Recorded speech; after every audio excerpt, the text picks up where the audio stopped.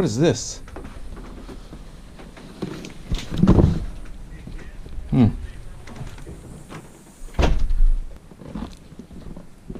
Let's take this down in the basement and see what we got going on in here.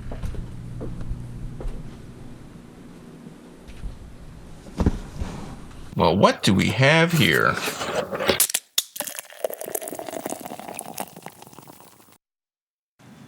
Totalitarian Imperial Russian Stout is a 10.6% Imperial Stout from Stone Brewing in Escondido, California. So regular viewers are probably thinking, wait, this isn't a Michigan beer. And you're right. Stone reached out on Twitter and was asking people who are Stone lovers and Stone haters to review Totalitarian Stout on YouTube. Now, I'm just a kind of a casual Stone fan, but a viewer of mine, Ryan Walsh, sent me a message on Instagram and told me about this, and I figured it was worth a shot. Stone sent this and this Nutbutter that they did in collaboration with Nutista, aptly named Stone Totalitarian Imperial Russian Stout Authentic Stone Ground Nut Butter, and that is a mouthful, and I'm sure this will be too. The nut butter is inspired by the intense flavor of the beer, and Nutista created a special blend of Belizean cacao, coffee, and a blend of golden, medium, and black roasted brewer's barley malt, just like the beer itself. So I'm going to try both the stout, and then I'm going to get a spoonful of this nut butter, as they're supposed to complement each other. I'm going to give you an honest review. So I'll get this out of the way right now and say that Stone provided both of these at no cost in exchange for my honest review. So let's get down to looking at the label like I do on this channel, and we'll look at both of the labels on this. So this has Stone's demon on the front here. It says Totalitarian Imperial Russian Stout. On the bottom, bespoke totalitarianism for the proletariat diaspora. And it's 10.6% alcohol by volume, which equals out to 1.6 fluid ounces. Brewed and bottled by Stone Brewing in Escondido, California, and Richmond, Virginia. Made in the USA. On the back here it says Stone Totalitarian Imperial Russian Stout pours like a cast shadow of murky, deep blackness into your snifter. Go ahead, gaze into the impenetrable well of darkness in your hand. That daunting fear creeping into your soul is the abyss staring back. Perhaps you'll never overcome its ponderous, pervasive presence. Or perhaps you will feel a quickening of your blood and with your heart pumping and thumping in your chest. You'll struggle for headway against the dark beast in your hand, one freedom-fighting sip at a time. Emboldened that you've unfurled the banner of resistance, you'll pour for others, inviting them to join in your righteous fight against oppression. As the darkness in your glass gives way to the light, you'll find yourself relishing the glory of the struggle and eventual victory and the right to fight the darkness again. And then it has Stone's website, stonebrewing.com/totalitarian, and their Twitter and their Instagram handles and a hashtag Stone Totalitarian, and I have said totalitarian enough times to make it very hard for me to say it again. And this on the top says rationed release, and on the back here it also says use at cellar temp 55 degrees Fahrenheit or 13 degrees Celsius or below. And I'm fairly certain that it's below 55 in this particular example, as I've had it in my fridge for quite a while. So anyways, we're going to get this started. First, I'm going to start with the beer itself. Then I'll move on to the nut butter here by Nutista.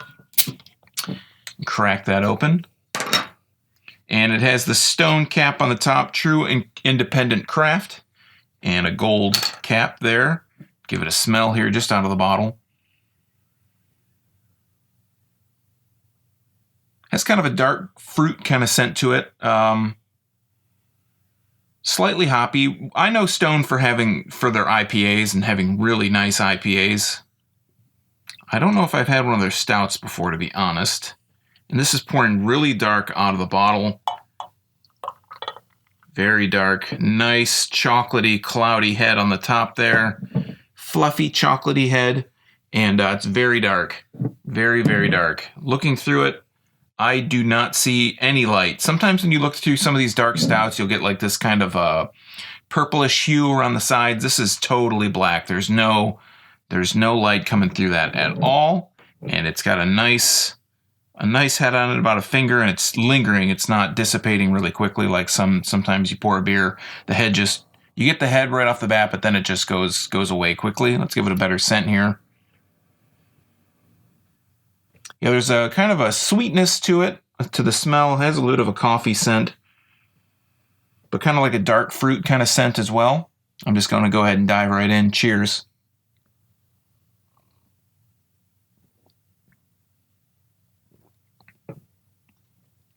The mouth feels very thick. It has a sweetness to it. It has a bit of a coffee, chocolatey sweetness.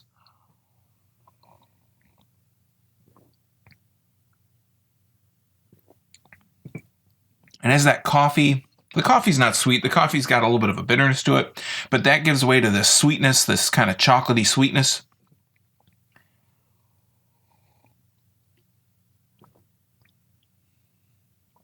It almost has this kind of bitter quality to it, and then that bitter quality kind of subsides, and it comes in with this nice boozy sweetness. It's a little bit boozy on the tail end. It doesn't burn or anything, but it has this kind of boozy quality to it, but then that subsides to this sweetness as well. So sometimes when you got something that's really boozy, it has a bit of a sweetness to it. It's a little bit more subdued than that, and that's when I kind of pick up that dark sweet fruit on the back end.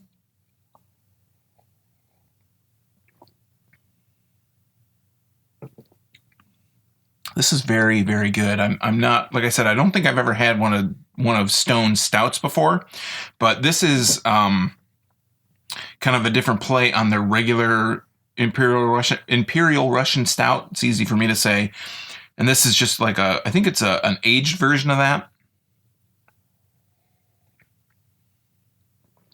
But yeah, that's very good.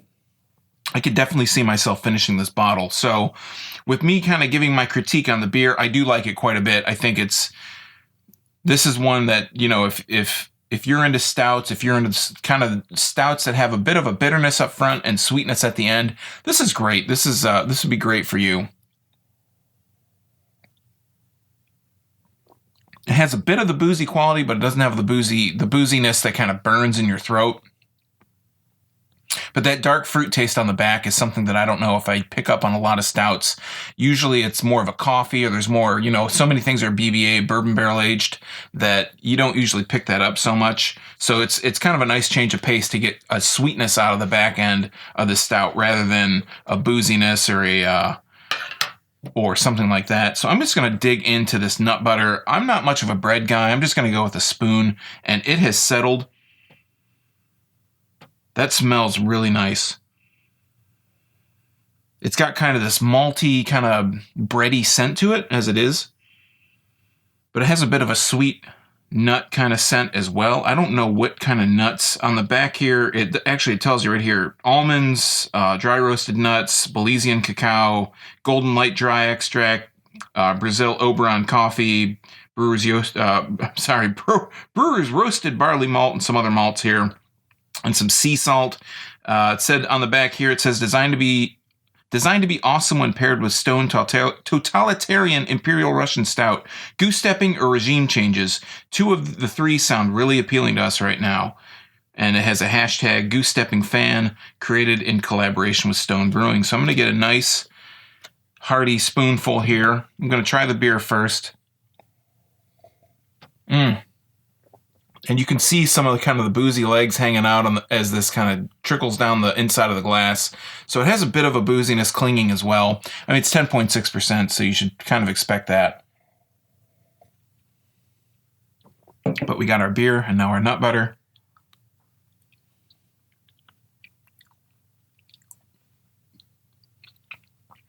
Wow. This kind of just adds to that chocolatey, rich coffee taste. So I'm picking up on somewhat of the coffee on the front. Again, just like the beer, the coffee was kind of forefront. And then the rest that has that kind of malty, bready kind of taste to it. And then that just subsides into this really nice dark sweetness, like a dark chocolate kind of sweetness.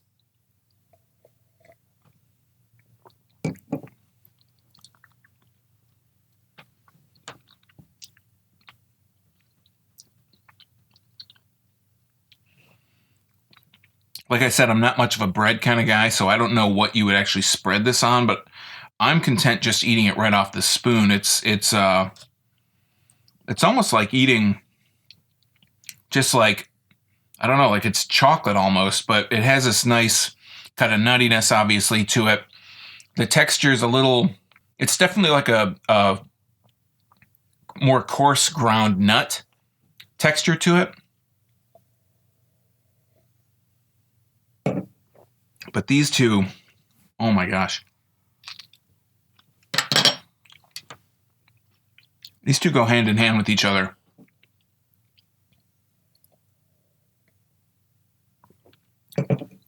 The nut butter totally enhances the flavor of the stout, and the stout enhances the flavor. So I can tell that these were put together in conjunction with each other. They're definitely a collaboration. This is really good. So I'm glad they sent this to me, because I might be going to their website and ordering some more of this for myself. All right, friends, that is Stone's Totalitarian Imperial Russian Stout and the Nutbutter by Nutista of the same name that Stone collaborated with them on. I'm going to be leaving links to Stone and the direct link for the Nutista Nutbutter below this video, so if you're interested in checking either one of those out, you can find the links below this video in the description.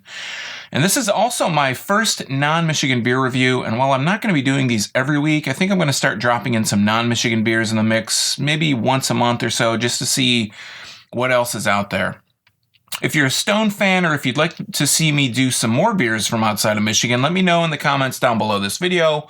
While you're down there, don't forget to like, subscribe, or share this video with your friends. You can also find links to my social media, some of my merch, and a link to my blog at girafftherapy.com. So until next time, I'm Sean from Giraffe Therapy. Thanks for stopping by, and remember, drink craft beer, support your local breweries wherever they are, and most importantly, don't forget to treat yourself to a little giraffe therapy. Thanks for watching. Cheers.